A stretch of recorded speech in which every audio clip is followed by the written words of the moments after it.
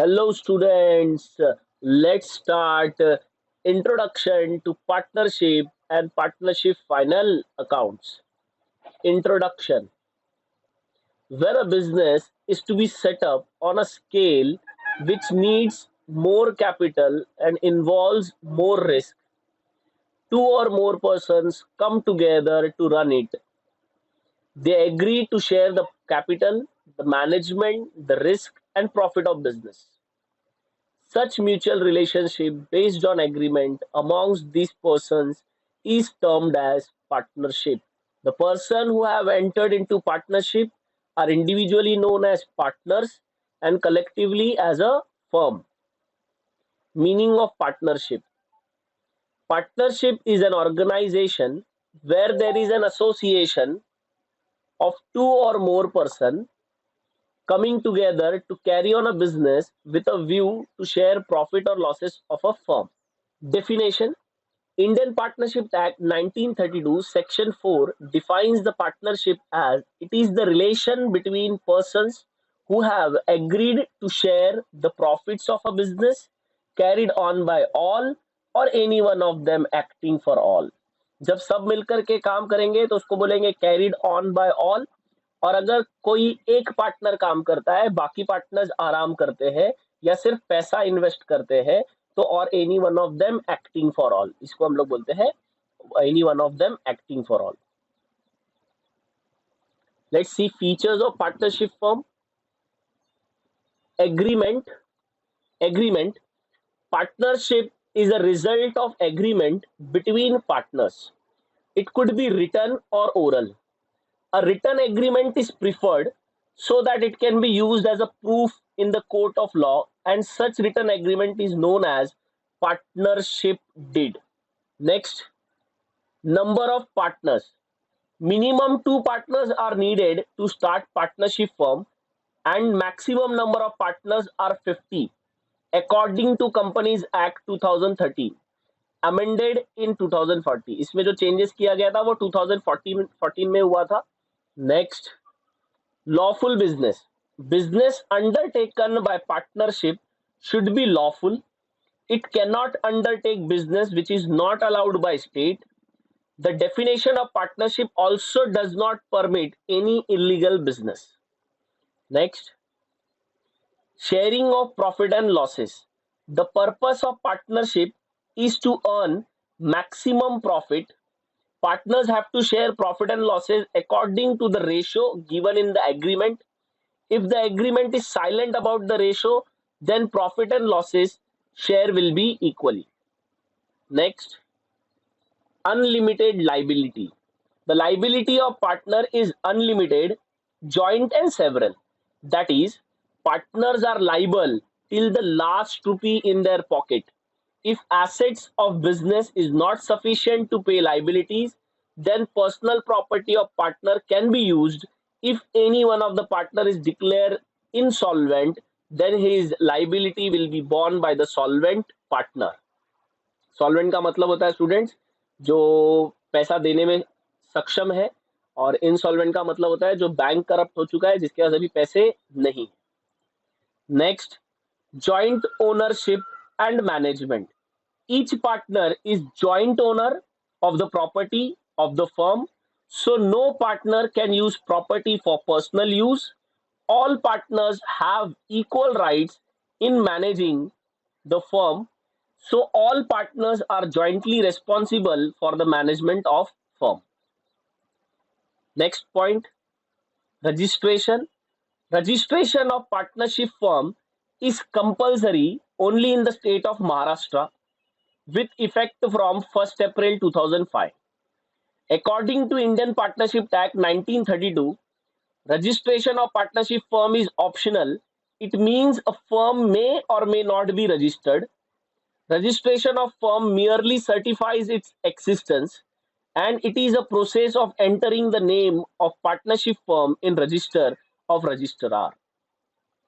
Next, principal and agent. Each partner works in twofold capacities, that is, principal and agent. A partner acts as a principal of the firm with outsider and with other partner he act as an agent. Last point, dissolution. A partnership firm can be dissolved through agreement between the partners. If a partner wants to close the firm, he can dissolve the firm by giving 14 days notice. The firm can also be dissolved if partner dies or retires, become insolvent or insane. Dissolution का मतलब होता है company को या partnership को रद्द कर देना, खत्म कर देना। तो एक पार्टनर जो है वो पार्टनरशिप रद्द कर सकता है 14 डेज पहले नोटिस दे करके। एंड अगर पार्टनर मर भी जाता है, रिटायर हो जाता है, या उसके पास पैसे नहीं है, बैंक करप्ट हो जाता है, या इंसेन हो जाता है, पागल हो जाता है, तो भी पार्टनरशिप रद्द हो सकती है। Now let's see partnership final accounts. Introduction. Final account is the last stage of accounting procedure. Student, final account जो है लास्ट स्टेज है। हमने 11th स्टैंडर्ड में जर्नल एंट्री से स्टार्ट किया था, जर्नल एंट्री सीखा था, फिर हमने सब्सिडरी बुक सीखी थी, फिर हमने उस सब्सिडरी बुक से लेजर अकाउंट बनाना सीखा था। लेजर अकाउंट्स के बाद हम क्या बनाते हैं, ट्रायल बैलेंस, और फिर क्या आता है, फाइनल अकाउंट। तो इसलिए फाइनल अकाउंट जो है एक अकाउंटिंग प्रोसीजर का लास्ट स्टेज है। पहला हम लोग बुक कीपिंग करते हैं, बुक कीपिंग में जर्नल एंट्रीज होती है, सब्सिडरी बुक्स मेंटेन करना होता है, लेजर अकाउंट बनाना होता है, फिर ट्रायल बैलेंस मिलता है, एंड आफ्टर ट्रायल बैलेंस हम लोग जो है पार्टनरशिप अकाउंट बना सकते हैं, that is partnership final account तैयार कर सकते हैं। तो देखते हैं, generally following steps are followed in the accounting. जैसे मैंने बताया, various steps in accounting: preparation of journal, subsidiary books, preparation of ledger, preparation of trial balance, and considering adjustment, कुछ एडजस्टमेंट्स कंसिडर करेंगे। Fourth, preparation of final account which consist of, तो हम लोग जो final account चौथा stage है, हमारा last stage है, हम लोग जो फाइनल अकाउंट तैयार करते हैं। तो फाइनल अकाउंट में कौन से अकाउंट बनते हैं, विच consist of trading account, profit and loss account और बैलेंस शीट। नाउ स्टूडेंट्स, एक एक करके हम trading account, profit and loss account और बैलेंस शीट क्या है समझते हैं, और उसमें कौन सी चीजें हम लोग रिकॉर्ड कर सकते हैं, कौन से ट्रांजेक्शन्स या कौन से पॉइंट्स हम वहां पे रिकॉर्ड कर सकते हैं, देखते हैं। ये याद रखना, as per income tax act 1961 financial year starts on 1 April and ends on 31 March every year. तो 1961 के हिसाब से 1 अप्रैल से हमारा फाइनेंशियल ईयर चालू होता है और 31 मार्च को हमेशा खत्म हो जाता है।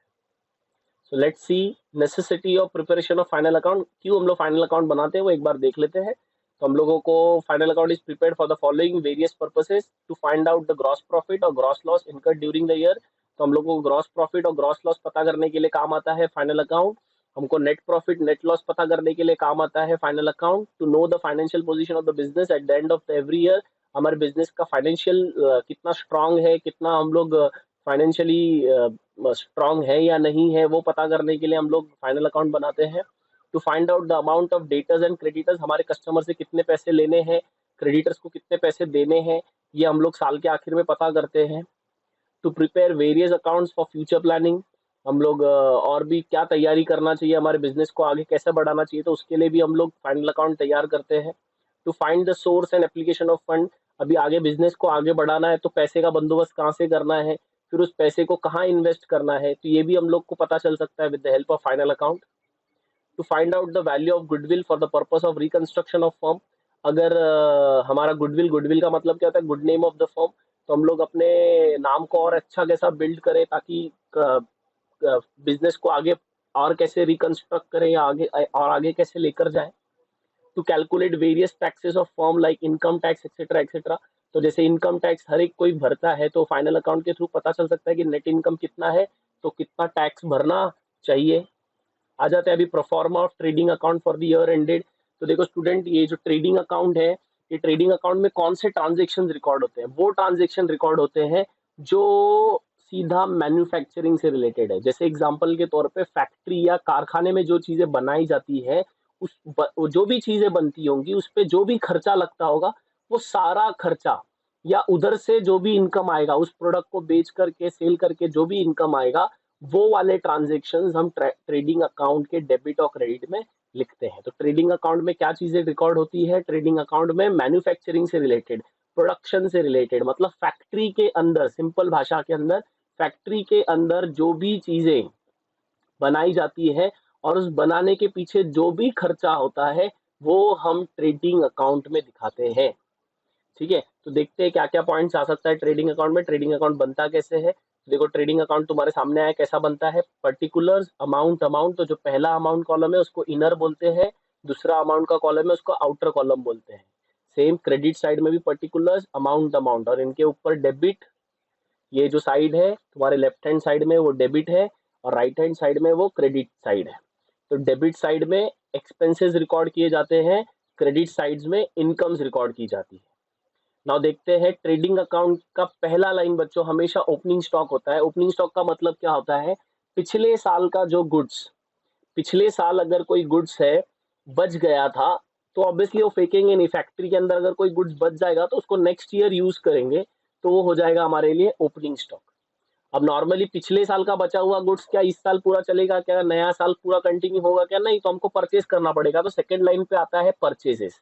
सेकंड लाइन पे क्या आता है, परचेजेस। तो परचेजेस इनर कॉलम में लिखते हैं। डिपेंड करता है ट्रायल बैलेंस के अंदर उसका रिटर्न दिया है या नहीं दिया है।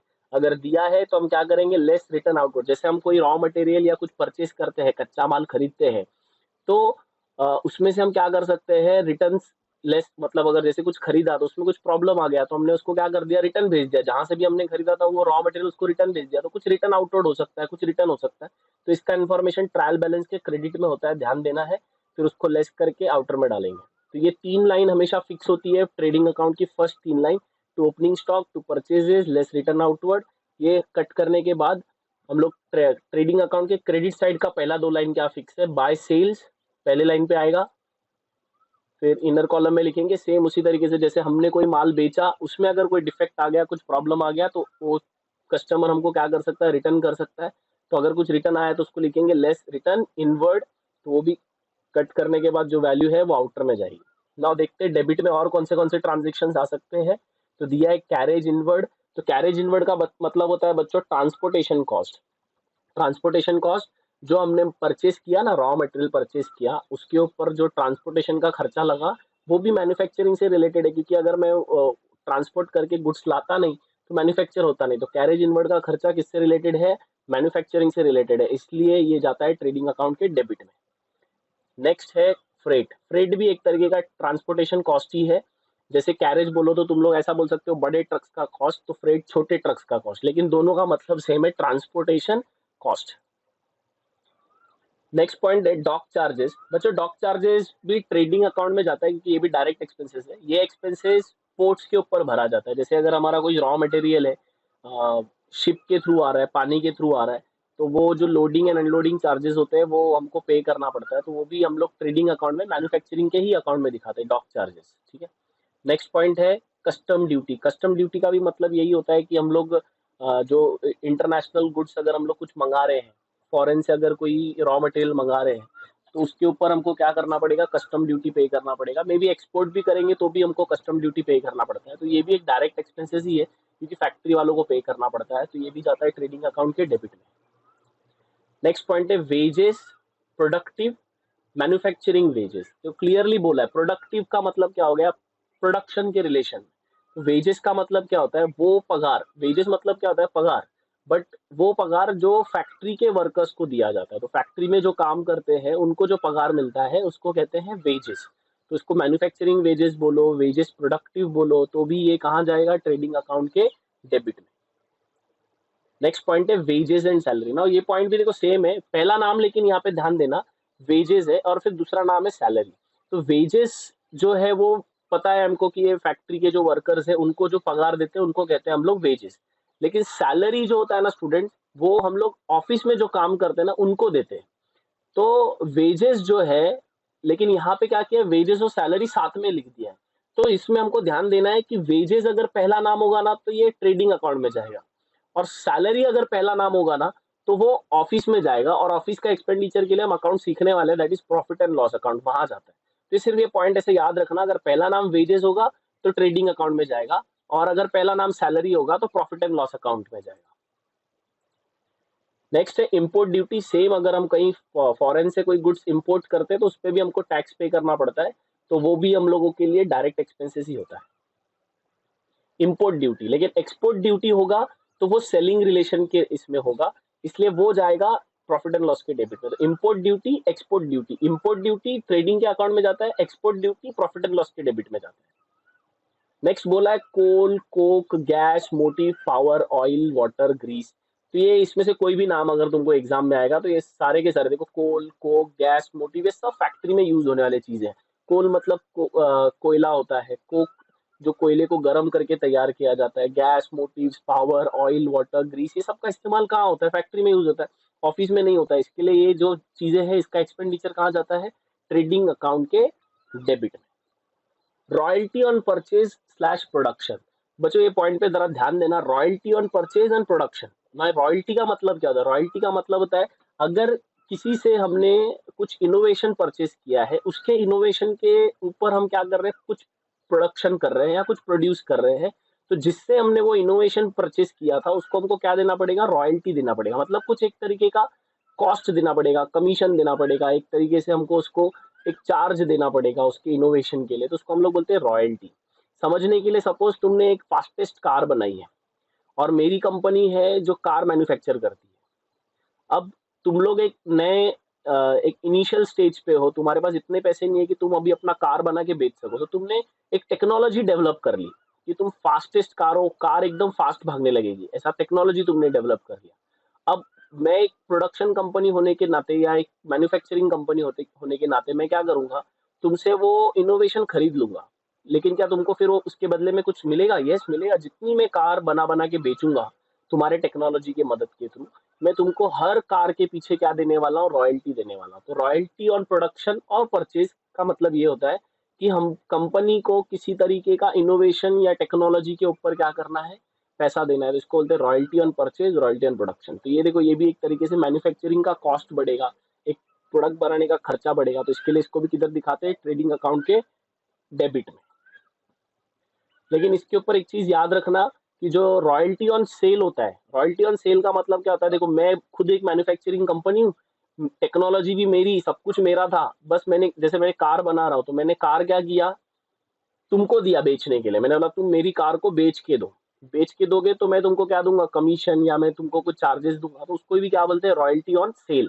तो रॉयल्टी ऑन सेल बेच के देने के लिए, मैं तुमको अगर बोल रहा हूँ कि बेच के दो फिर मैं पैसे दूंगा, तो वो हो जाएगा रॉयल्टी ऑन सेल। वो ऑफिस का एक्सपेंडिचर होता है, तो वो प्रॉफिट एंड लॉस के डेबिट में जाएगा।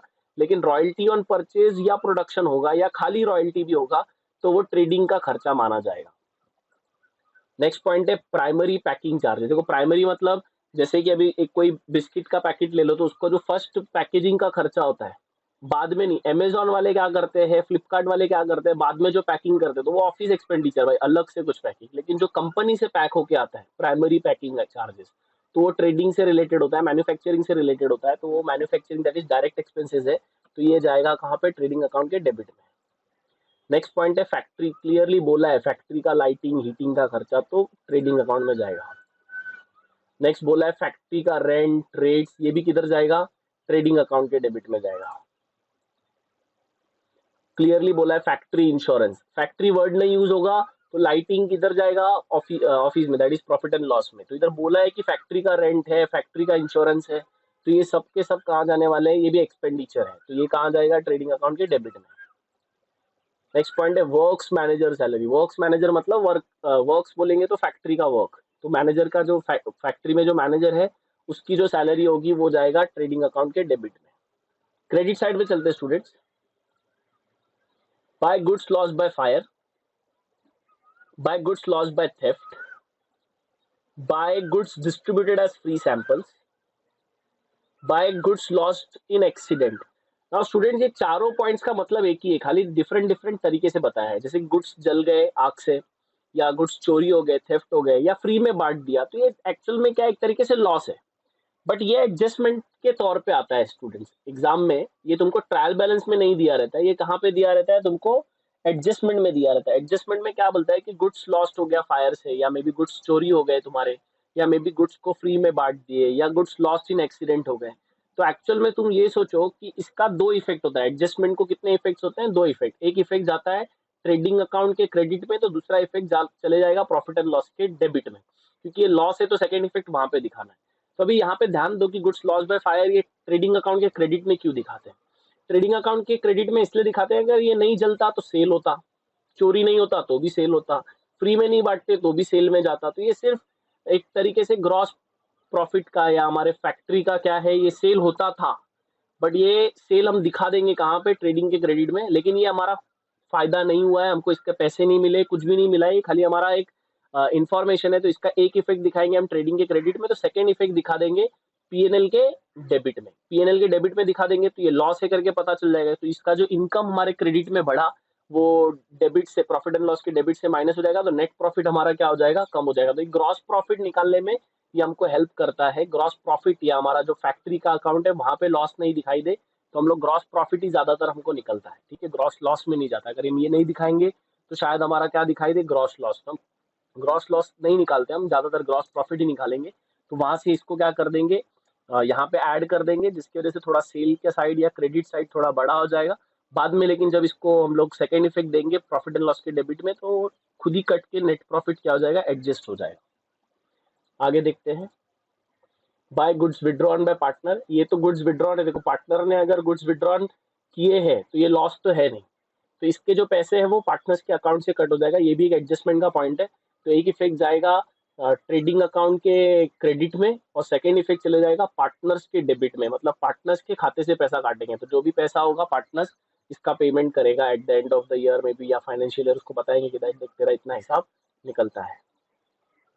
और उसके बाद लास्ट पॉइंट आता है by closing stock. Closing stock मतलब जैसे ओपनिंग स्टॉक है साल के शुरू में जो बचा है, तो जैसे जैसे साल खत्म हो जाएगा वैसे वैसे हमारे पास कुछ स्टॉक बच जाएंगे, तो हम वो क्लोजिंग स्टॉक यहाँ पे दिखा देंगे ना। अभी क्या करेंगे, डेबिट का टोटल करेंगे, क्रेडिट का टोटल करेंगे।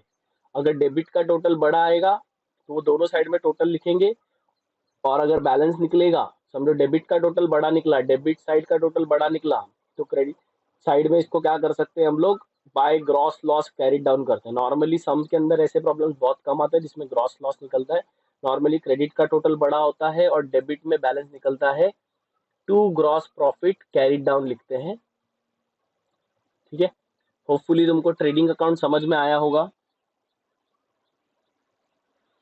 Now students, proforma of profit and loss account for the year ended. Now profit and loss account में कौन से ट्रांजेक्शंस या कौन से पॉइंट्स रिकॉर्ड होते हैं बच्चों, नॉर्मली जो ऐसा याद रखने के लिए हम रख सकते हैं, दैट ऑफिस से रिलेटेड मीन्स हमारे सेल्स डिपार्टमेंट, सेल्स से रिलेटेड, ऑफिस से रिलेटेड कोई भी ट्रांजेक्शन, कोई भी खर्चा या इनकम अगर हमारे पास होगा तो हम इसको प्रॉफिट एंड लॉस के डेबिट में, और इनकम होगा तो प्रॉफिट एंड लॉस के क्रेडिट में दिखाएंगे। तो प्रॉफिट एंड लॉस अकाउंट भी सेम बनता है, particular amount amount, particular amount amount, debit credit.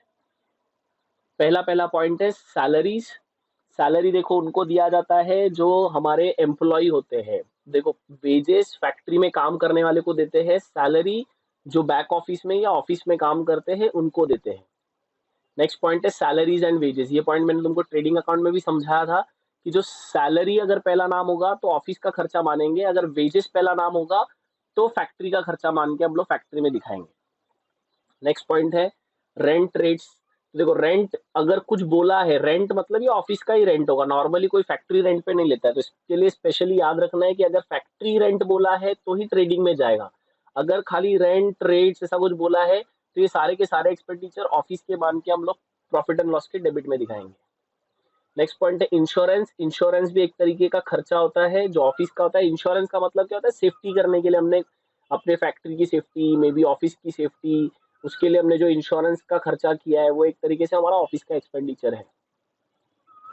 Electricity lighting, electricity का खर्चा, लाइटिंग का खर्चा, ये भी हमारा एक तरीके से ऑफिस एक्सपेंडिचर होता है, इसलिए हम लोग इसको प्रॉफिट एंड लॉस के डेबिट में दिखाते हैं। टेलीफोन, पोस्टेज, ये सारे एक्सपेंडिचर हमारे क्या होते हैं, ऑफिस के एक्सपेंडिचर होते हैं, इसको भी हम प्रॉफिट एंड लॉस के डेबिट में दिखाते हैं। Printing and stationery. देखो प्रिंटिंग एंड स्टेशनरी का, प्रिंटिंग एंड स्टेशनरी का मतलब क्या होता है, स्केल, पेंसिल, रबर, ये सब का इस्तेमाल किधर होता है, फैक्ट्री में थोड़ी होता है, ऑफिस में होता है। तो इसके लिए किधर जाएगा, प्रॉफिट एंड लॉस के डेबिट में। Travelling expenses of salesman. देखो सेल्समैन जो ट्रैवलिंग कर रहा है वो फैक्ट्री का एक्सपेंसेस तो है, सेल्समैन क्यों ट्रैवलिंग कर रहा है, ताकि वो गुड्स बेच सके। तो फैक्ट्री से रिलेटेड तो है नहीं, क्योंकि मैन्युफैक्चर तो नहीं कर रहा है वो बेचने के रिलेशन में। तो बेचने के रिलेशन में जो भी खर्चा होता है वो ऑफिस के इसमें जाता है, that is profit and loss के डेबिट में जाता है। Depreciation on assets. देखो अगर हमारे पास कोई भी एसेट है, मेरी कंपनी के पास जो भी एसेट्स है, एसेट्स का मतलब क्या होता है, प्रॉपर्टी। मेरे पास कोई भी प्रॉपर्टी है तो तुमको पता होगा कि प्रॉपर्टी की जो वैल्यू होती है वो धीरे धीरे क्या होती है, कम होती है। जैसे एग्जांपल, नॉट नेसेसरी लैंड की बात नहीं कर रहा हूँ यहाँ पे, मैं ऐसी प्रॉपर्टीज की बात कर रहा हूँ जैसे मशीनरीज हो गई, मेरे फैक्ट्री में जो मशीन्स है, तो जैसे साल साल में इसको यूज करते जाऊंगा तो उसकी वैल्यू क्या होगी, कम होगी, उसी को हम क्या बोलते हैं, डिप्रिसिएशन। तो डिप्रिसिएशन एक तरीके से लॉस होता है, तो अगर किसी भी एसेट्स के ऊपर डिप्रिसिएशन लगा है तो उसका जो सेकंड इफेक्ट, ये एडजस्टमेंट का पॉइंट है, तो इसका सेकंड इफेक्ट हमेशा किधर जाएगा, प्रॉफिट एंड लॉस के डेबिट में जाएगा, क्योंकि प्रॉफिट एंड लॉस का डेबिट ही लॉस होता है और क्रेडिट इनकम होता है, दैट इज प्रॉफिट होता है। तो लोडिंग चार्जेस, देखो लोडिंग चार्जेस ये भी हमारे एक तरीके से ऑफिस का खर्चा माना जाता है। लोडिंग और अनलोडिंग दो दो नाम आते हैं तुम्हारे एग्जाम्स में। अनलोडिंग अगर होगा तो वो ट्रेडिंग अकाउंट में चले जाएगा। अनलोडिंग का मतलब क्या हो गया, माल उतार रहे हैं, तो अगर माल उतार रहे हैं इसका मतलब वो रॉ मटेरियल होगा, तभी हम लोग फैक्ट्री में उतार रहे हैं। लेकिन लोडिंग करने का मतलब क्या, माल रेडी हो चुका है, बेचने के लिए हम उसको लोड कर रहे हैं या बाहर भेजने के लिए। तो अगर लोड कर रहे हो तो हम लोग ऑफिस का एक्सपेंडिचर मानते हैं, क्योंकि लोडिंग का मतलब ही क्या होता है, एक बार गुड्स तैयार हो चुका है, फिनिश गुड्स हो चुका है, तो उसको लोड करेंगे, फिर वो माल बिकने के लिए जाएगा। तो बिकने के लिए जाएगा तो वो सेल का रिलेशन लग जाता है, तो ये प्रॉफिट एंड लॉस के डेबिट में दिखाएंगे लोडिंग चार्जेस। लेकिन अनलोडिंग चार्जेस होगा तो कहाँ दिखाएंगे, ट्रेडिंग अकाउंट के डेबिट में। नेक्स्ट पॉइंट है ऑडिट फीस। ऑडिट फीस का मतलब होता है बच्चों, कंपनी के अंदर एक ऑडिटर आता है जो तुम्हारे पूरे फैक्ट्री का ऑडिटिंग करता है। दैट मीन्स पूरा वो चेकिंग करता है, देखता है हिसाब किताब सब बराबर है क्या, सब अकाउंट्स प्रॉपरली मेंटेन्ड है क्या। जैसे सीए लोग होते हैं, चार्टर्ड अकाउंटेंट्स होते हैं, हर बिजनेस के अंदर वो लोग क्या करते हैं, चेक करते हैं। तुम भी अकाउंट सीखने के बाद तुम भी क्या करोगे, ऑडिटिंग कर सकते हो, तुम भी ये फाइनल अकाउंट क्या कर सकते हो, प्रिपेयर कर सकते हो। तो जो ऑडिटर आएगा या जो चार्टर्ड अकाउंटेंट आएगा जो ऑडिट करेगा हमारे कंपनी को, वो फ्री में ऑडिट नहीं करेगा, उसको हमको कुछ क्या करना पड़ेगा, कुछ पैसा देना पड़ेगा। तो उसका जो फीस वो चार्ज करेगा वो ऑफिस का खर्चा माना जाता है। एंटरटेनमेंट एक्सपेंसेस, अगर कोई एंटर, जैसे मेरे एम्प्लॉयज है, मैंने उनको कुछ एंटरटेनमेंट एक्सपेंसेस दिया, मतलब एंटरटेनमेंट करने के लिए, जैसे बहुत सारी चीजें होती है, बहुत सारे तुमने ऑफिस में देखा होगा, टीवी लगा होता है, मे बी कॉफी मशीन्स होती है, बहुत सारी ऐसे छोटी छोटी चीजें ऑफिस में होती है, तो वो ऑफिस के खर्चे में जाती है, तो इसके लिए प्रॉफिट एंड लॉस के डेबिट में होगा। रिपेयर्स, रिन्यूअल्स, मेंटेनेंस, देखो रिपेयर का खर्चा, रिन्यूअल का खर्चा, मेंटेनेंस का खर्चा ऑफिस का होता है, क्योंकि मैन्युफैक्चरिंग से रिलेटेड नहीं है ना। मैन्युफैक्चरिंग का मतलब वो गुड्स को बनाने के लिए किया खर्चा। अब रिपेयर रिन्यूअल्स का काम किधर होता है, ये बाद का पार्ट है, तो ये ऑफिस का खर्चा माना जाता है। अगर कुछ खराब हो गया, कुछ बिगड़ गया, तो उसके रिपेयर्स, रिन्यूअल्स या मेंटेनेंस का एक्सपेंडिचर प्रॉफिट एंड लॉस के डेबिट में दिखाते हैं। तो इंटरेस्ट ऑन लोन, देखो अगर कोई बैंक से लोन लिया है, उस पे इंटरेस्ट पे कर रहे हो, तो ये भी एक तरीके का लॉस है, नुकसान है, ये भी एक एडजस्टमेंट वाला पॉइंट है। तो ये सेकंड इफेक्ट इसका इधर आता है लॉस साइड में, that is profit and loss के debit. To sundry miscellaneous expenses, तो सन्ड्री मिसलेनियस एक्सपेंसेस क्या हो गया कि जो छोटे मोटे खर्चे होते हैं ऑफिस के, इधर उधर किसी को चाय पिला दिया, कॉफी पिला दिया, या कुछ भी ऐसे छोटे मोटे खर्चे बहुत सारे होते हैं ऑफिस के, तो वो सारे जो छोटे मोटे खर्चे उसको सन्ड्री मिसलेनियस एक्सपेंसेस बोलते हैं, तो वो चले जाता है प्रॉफिट एंड लॉस के डेबिट में। तो कन्वीनियंस, कन्वीनियंस का मतलब होता है बच्चों फैसिलिटी, किसी को अगर किसी तरीके की फैसिलिटी देना। जैसे एग्जांपल वापस लेते हैं, मेरी ऑफिस है, मेरे ऑफिस में मैंने क्या रखा है, एक चाय का मशीन रखा है, टी मशीन रखा हुआ है, या कॉफी मशीन रखा हुआ है। तो ये एक तरीके से मेरे एम्प्लॉयज के लिए क्या है, फैसिलिटी है, तो उस पर क्या वो फ्री में तो नहीं हो रहा ना, कंपनी को उसका कॉस्ट उठाना ही पड़ेगा। तो इसका जो कॉस्ट है वो कहाँ जाएगा, प्रॉफिट एंड लॉस के डेबिट में, to conveyance. To loss by fire, to loss by fire का मतलब क्या हुआ, देखो मैंने ये सेकंड इफेक्ट पहले ही समझा था, एक ट्रेडिंग अकाउंट के क्रेडिट में जाता है, ये एडजस्टमेंट का पॉइंट है। सेकंड इफेक्ट किधर जाएगा, प्रॉफिट एंड लॉस के डेबिट में। तो जो लॉस बाय फायर था, गुड्स जल गए थे, उसका एक इफेक्ट जाएगा ट्रेडिंग अकाउंट के क्रेडिट में, तो सेकंड इफेक्ट कहाँ आएगा, loss by fire, profit and loss के डेबिट में। Loss by theft same point, उसका सेकंड इफेक्ट है। लॉस इन एक्सीडेंट, ये सब हमारा पॉइंट है। नाउ स्टूडेंट्स, डेबिट साइड में और भी ट्रांजेक्शन्स है पहले, लेकिन थोड़ा क्रेडिट साइड देख लेते हैं, फिर नेक्स्ट पेज पे हम लोग इसको डेबिट में और जो ट्रांजेक्शन्स है वो देखेंगे। क्रेडिट साइड में पहला लाइन पे आता है by gross profit brought down. जैसे कि अगर हमारा ग्रॉस प्रॉफिट हुआ होगा ट्रेडिंग अकाउंट का, तो उसका सेकंड इफेक्ट यहाँ पे आता है ग्रॉस प्रॉफिट। ये सब पॉइंट्स हम सम के अंदर और बेटर वे में समझ सकते हैं। तो यह याद रखना है कि भाई इसका फर्स्ट लाइन हमेशा बाय ग्रॉस प्रॉफिट होता है, और इधर प्रॉफिट एंड लॉस के डेबिट में भी फर्स्ट लाइन क्या होता है, by two gross profit gross loss brought down होता है, तो ये ध्यान देना है।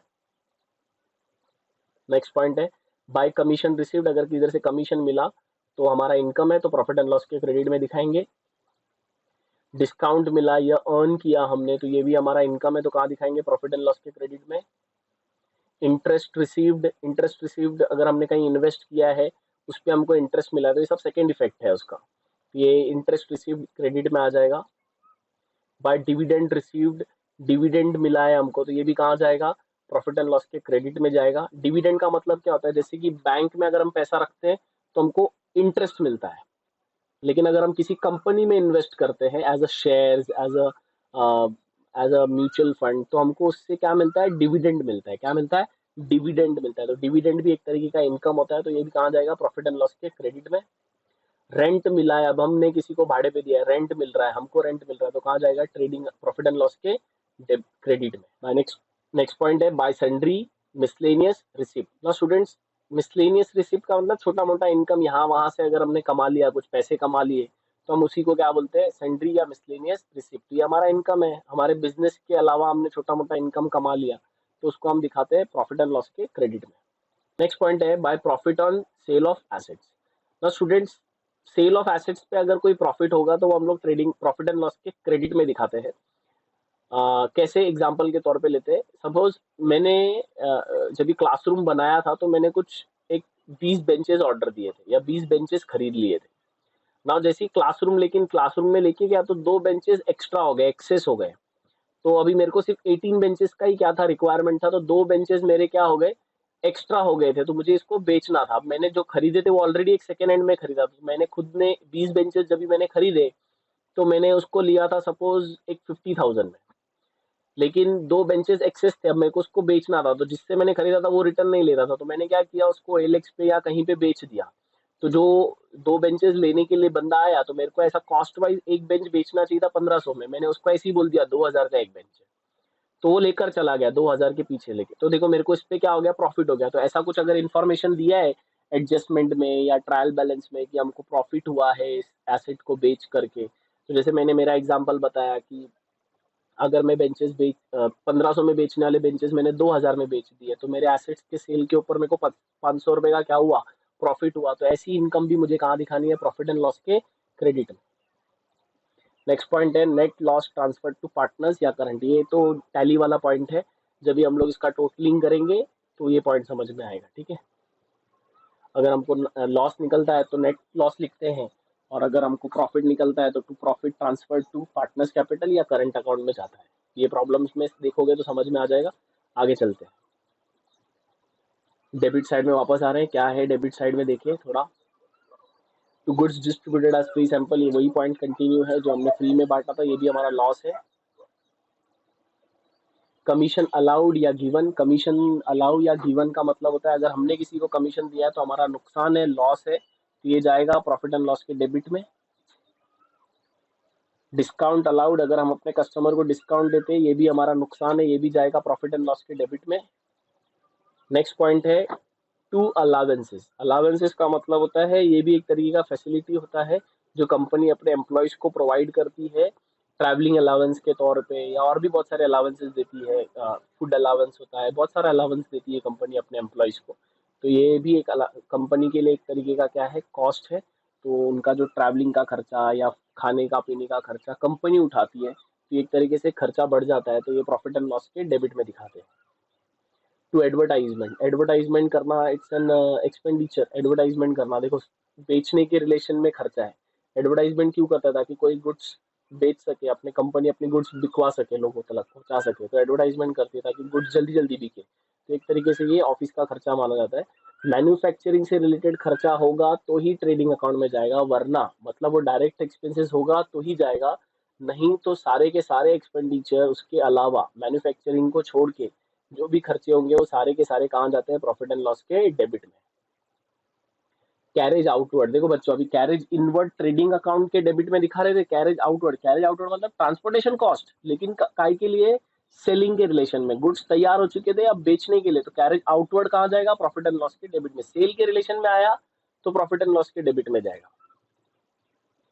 सेल चार्जेस बोला, ये सेल चार्जेस, तो सेल का चार्जेस कहाँ दिखाएंगे, प्रॉफिट एंड लॉस के डेबिट में। बैड डेब्स, बैड डेब्स ये हमारा लॉस होता है, जब कस्टमर कोई पैसा डुबा देता है या कोई पैसा नहीं देता है, तो एक तरीके से कस्टमर ने पैसा डुबाया है, लॉस है, तो कहाँ दिखाएंगे, प्रॉफिट एंड लॉस के डेबिट में।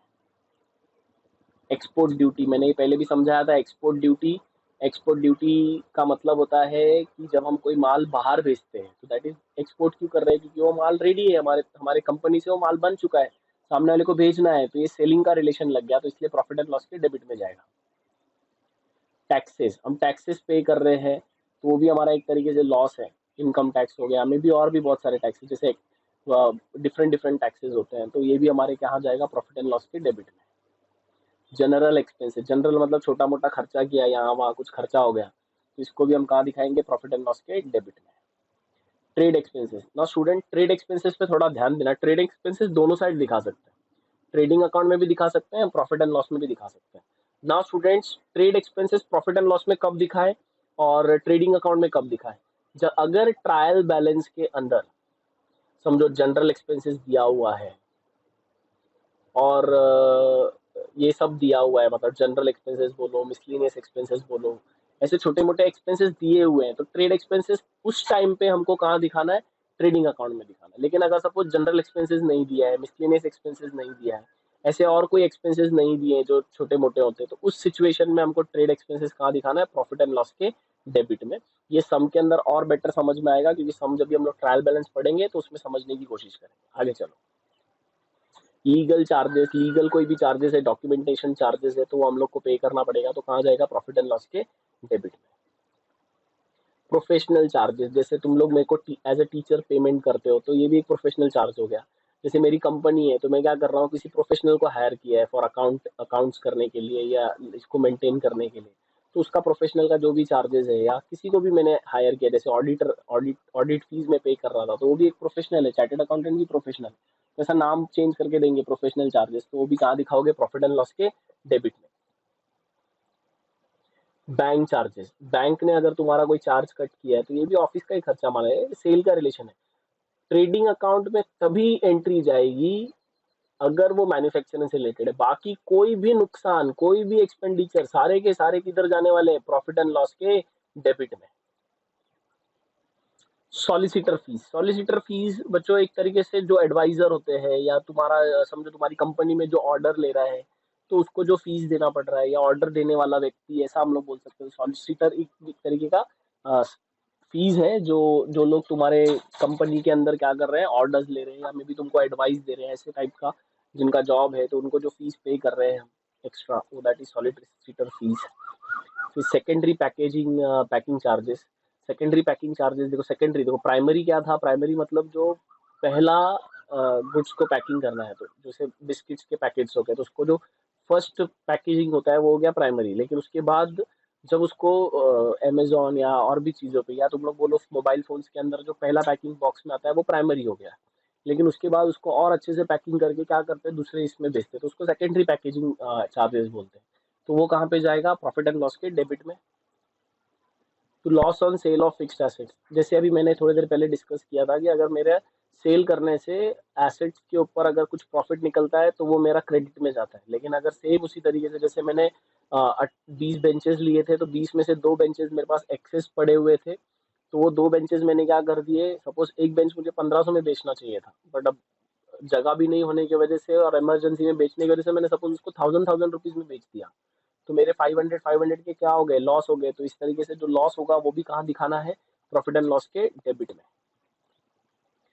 फिर ये टैली वाला पॉइंट है, to net profit transfer to, अगर हम लोग क्रेडिट का टोटल बड़ा आता है तो डेबिट का टोटल, या क्रेडिट का टोटल, डेबिट का टोटल बड़ा आता है तो by net loss transfer to partners capital account और करंट अकाउंट, और अगर समझो क्रेडिट का टोटल बड़ा आता है तो हम लोग इसको net profit transfer to partners capital या करंट अकाउंट में लेकर जाते हैं। Now students, proforma of balance sheet as on.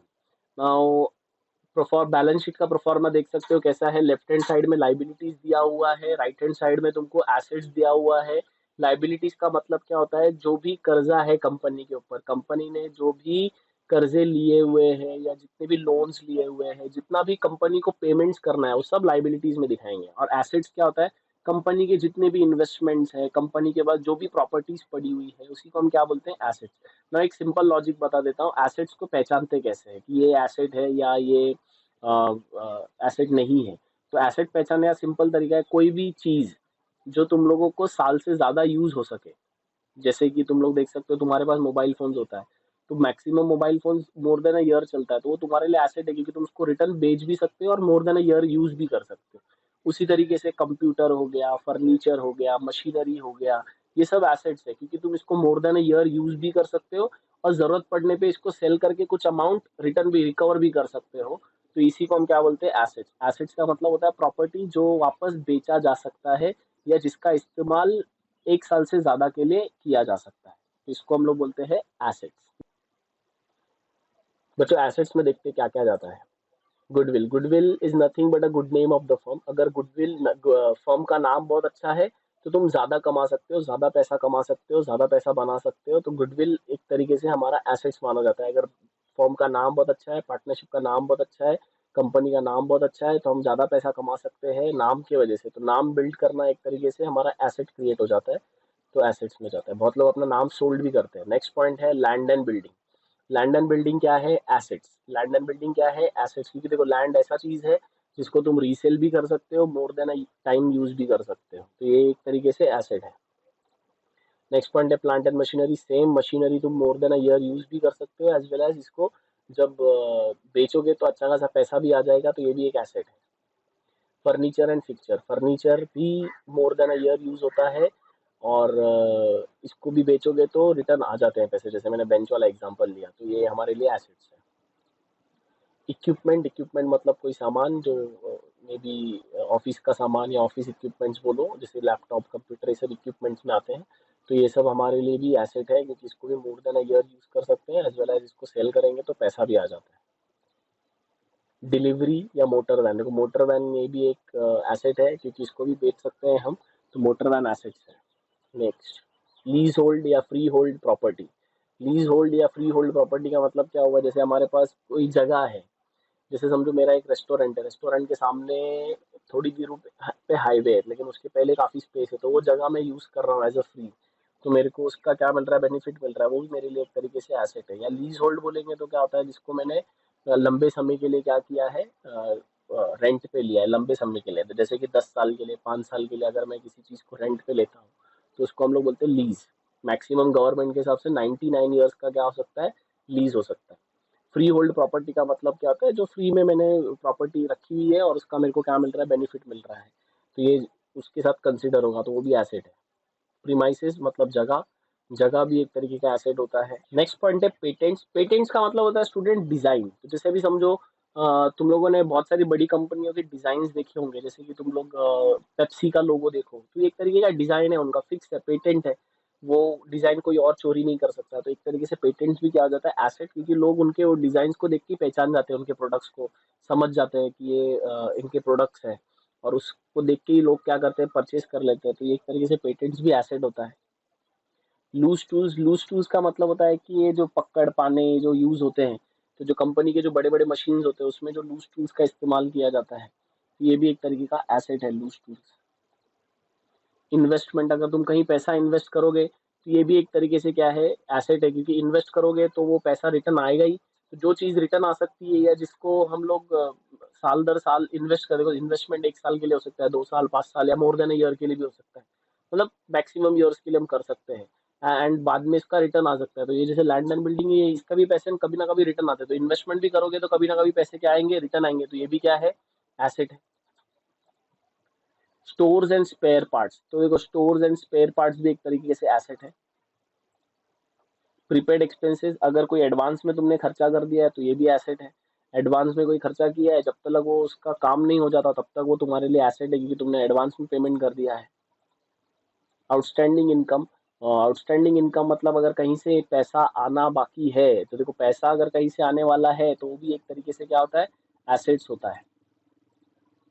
Loans and advances. Loans and advances, अगर तुमने किसी को लोन्स और एडवांस दिया है तो वो भी तुम्हारे लिए एसेट है, क्योंकि तुमको उसका पैसा रिटर्न आ जाएगा, या फिर जब तक वो सामने वाला बंदा उसको काम नहीं कर लेता है या उसका काम नहीं खत्म कर देता है, तब तक वो हमारे लिए एक तरीके से एसेट है। Closing stock. क्लोजिंग स्टॉक हमारा क्या होता है, एसेट होता है। डेटर्स। डेटर्स मतलब कस्टमर, लेकिन वो कस्टमर जिनसे हमको पैसे लेने हैं। जैसे मेरे समझो 100 कस्टमर्स है, तो 100 कस्टमर्स में से मेरे को 50 कस्टमर्स ने अपने पैसे दे दिए, तो वो मेरे अब कस्टमर नहीं रहे, क्योंकि उन्होंने मेरे से सामान खरीदा, उसके पैसे दे दिए। लेकिन 50 कस्टमर्स जिन्होंने अभी तक पैसे नहीं दिए, वो मेरे कस्टमर है, लेकिन वो कस्टमर है जिनसे मुझे पैसे मांगने हैं, वसूल करने हैं, तो उनसे जो पैसे मुझे मिलेंगे वो भी मेरे लिए क्या है, एसेट। उसी प्रकार इंश्योरेंस क्लेम रिसीवेबल। अगर समझो मेरा कोई गुड्स का नुकसान हुआ था और मैंने उसका इंश्योरेंस निकाला था, तो इंश्योरेंस कंपनी ने बोला ठीक है हम उसकी इंश्योरेंस भर के देंगे, ऐसा कुछ इंश्योरेंस आएगा तो हमारे लिए वो भी क्या है, एसेट्स है। नेक्स्ट पॉइंट है बिल्स रिसीवेबल। बिल्स रिसीवेबल भी एसेट होता है, फिलहाल याद रखो बिल्स रिसीवेबल एसेट होता है। कैश इन हैंड एसेट है, कैश एट बैंक एसेट है। पॉइंट है partners current account. Partners current, और ये सेकेंड इफेक्ट है बच्चों, जब भी पार्टनर्स कैपिटल अकाउंट या पार्टनर्स करंट अकाउंट बनाओगे, उसका बैलेंस अगर क्रेडिट में निकला तो उसका सेकेंड इफेक्ट चले जाएगा एसेट्स में, अगर डेबिट में निकला तो कहाँ चले जाएगा, लाइबिलिटी में जो आएगा। तो क्रेडिट बैलेंस निकलेगा तो एसेट्स। बच्चों क्रेडिट साइड में चलते हैं, कैपिटल अकाउंट। कैपिटल अकाउंट ये टैली करने के टाइम पे यूज होता है, तो हम लोग सम के अंदर समझेंगे कि इसका इस्तेमाल कैसे होता है। A B C. Partners current account ये भी सेकेंड इफेक्ट है, ये भी टैली का ही पॉइंट है, ये टैली के टाइम पे समझेंगे। General reserve. General reserve liability क्यों है, किसी भी तरीके का रिजर्व एक तरीके से लाइबिलिटी होता है, भले वो रिजर्व हो, जनरल रिजर्व हो, रिजर्व फंड हो, या और भी कोई रिजर्व हो, तो हम उसको सीधा लाइबिलिटी में उठा के लिख देंगे, क्योंकि रिजर्व का मतलब क्या होता है, जमा करके रख रहे हैं ताकि किसी आपातकालीन स्थिति में या किसी डेंजर सिचुएशन में उस पैसे का इस्तेमाल कर सके। तो देखो हम लोग यूज उस पैसे को जमा क्यों कर रहे हैं, क्योंकि किसी प्रॉब्लम में आने में हम वो पैसा यूज कर रहे हैं, तो एक तरीके से हमारे वो कर्जा ही है, क्योंकि जब वो प्रॉब्लम आएगा तो हम उसको पे करेंगे। या मे भी ऐसा तुम लोग बोल सकते हो कि जैसे अगर हमने किसी का लोन लिया है, तो वो लोन हमको 5 साल में पे करना है, 2 साल में पे करना है, तो हम कुछ अमाउंट रिजर्व करके रख रहे हैं, जमा करके रख रहे हैं, ताकि वो लोन को क्या कर सके, पे कर सके। तो एक तरीके से रिजर्व, किसी भी तरीके का रिजर्व हमारे लिए क्या है, लाइबिलिटी है। नेक्स्ट पॉइंट है profit and loss account. Profit and loss account अगर ट्रायल बैलेंस में दिया है और क्रेडिट साइड में दिया है, तो प्रॉफिट एंड लॉस का मतलब ही क्या होता है, लॉस। अगर क्रेडिट साइड में दिया है, अगर डेबिट में दिया रहेगा तो प्रॉफिट एंड लॉस की तरफ चले जाएगा, एसेट्स में। तो ये फिलहाल याद रखना कि ट्रायल बैलेंस के क्रेडिट में होगा तो ही लाइबिलिटी में जाएगा, अगर डेबिट में होगा तो एसेट्स में चले जाएगा। Loan on mortgage. मॉर्गेज का मतलब होता है गिरवी रख के अगर लोन लिया है, तो देखो हमने लोन लिया है, कुछ चीज गिरवी रखी है, तो लोन ऑन मॉर्गेज भी हमारे लिए लाइबिलिटी है। बैंक लोन लाइबिलिटी में जाएगा। लोन फ्रॉम पार्टनर्स, अगर पार्टनर ने लोन दिया है तो वो भी हमारी लाइबिलिटी है बिजनेस के ऊपर, तो ये भी कहाँ जाएगा, बैलेंस शीट में liability side. Bills payable liability है। Bank overdraft. बैंक ओवरड्राफ्ट एक तरीके का फैसिलिटी होता है जो बैंक प्रोवाइड करती है बिजनेसमैन को। अगर किसी बिजनेसमैन को इमरजेंसी में पैसे चाहिए होते हैं तो वो क्या कर सकता है, बैंक से लोन ले सकता है, एक्स्ट्रा पैसा ले सकता है, निकाल सकता है जब चाहिए उसको, तो उसी को हम क्या बोलते हैं, बैंक ओवरड्राफ्ट। तो ये छोटे टाइम के लिए लोन होता है, फॉर 45 डेज 50 डेज का लोन होता है, तो उसको 40-50 डेज के अंदर रिटर्न करना होता है, तो ये एक फैसिलिटी होती है, बिजनेसमैन ले सकता है अपने बैंक से, तो इसको बोलते हैं बैंक ओवरड्राफ्ट, लाइबिलिटीज में जाएगा। सट्टी क्रेडिटर्स भी लाइबिलिटी है, जैसे हमारे सट्टी डेटर्स एसेट है, तो जैसे हमको डेटर से पैसे मिलने वाले होते हैं तो हमारे लिए एसेट हो जाता है, और अगर हमको जिसको पैसा देना है तो हमारे लिए वो क्रेडिटर्स है, हमारे कर्जदार, या हमने जिससे सामान खरीदा था तो उसको हमको पैसा देना है, हमने उधारी में खरीदा था, उसको हमको पैसा देना है, तो हमारे कहाँ जाएगा ये, लाइबिलिटी में। Outstanding expenses. आउटस्टैंडिंग एक्सपेंसेस बच्चों लाइबिलिटी होता है, किसी भी प्रकार का अगर खर्चा बाकी रखोगे तो ये सेकेंड इफेक्ट है, एडजस्टमेंट में आता है ये पॉइंट, तो इसका सेकेंड इफेक्ट हमेशा या ये लाइबिलिटी में जाता है, कोई भी आउटस्टैंडिंग एक्सपेंसेस होगा लाइबिलिटी में जाता है। Income received in advance. Income received in advance, अगर तुमने किसी से एडवांस में पैसा ले लिया है तो जब तक तुम उसका काम पूरा नहीं कर देते वो तुम्हारे लिए क्या होगा, लाइबिलिटी होगा, क्योंकि या तो तुम उसका काम खत्म कर दोगे या तो तुमको उसके पैसे क्या करने पड़ेंगे, रिटर्न करने पड़ेंगे, तो कोई भी एडवांस में लिया हुआ पैसा लाइबिलिटी होता है। Provision for taxes. अगर तुमको कोई टैक्स निकाल के तुमने रखा है तो वो भी टैक्स जैसे भरा नहीं है, प्रोविजन फॉर टैक्स का मतलब क्या हुआ, सिर्फ टैक्स कैलकुलेट किया है कि इतना टैक्स भरना है, तो इतना टैक्स भरने का कैलकुलेशन किया है, वो लाइबिलिटी है, भर दोगे तो वो लाइबिलिटी खत्म हो जाएगी। फिर इतना पॉइंट होने के बाद में इसका टोटल करोगे, एसेट्स का टोटल और लाइबिलिटी का टोटल मैच होना चाहिए, तब जाके हमारा सम क्या होगा, टैली होगा।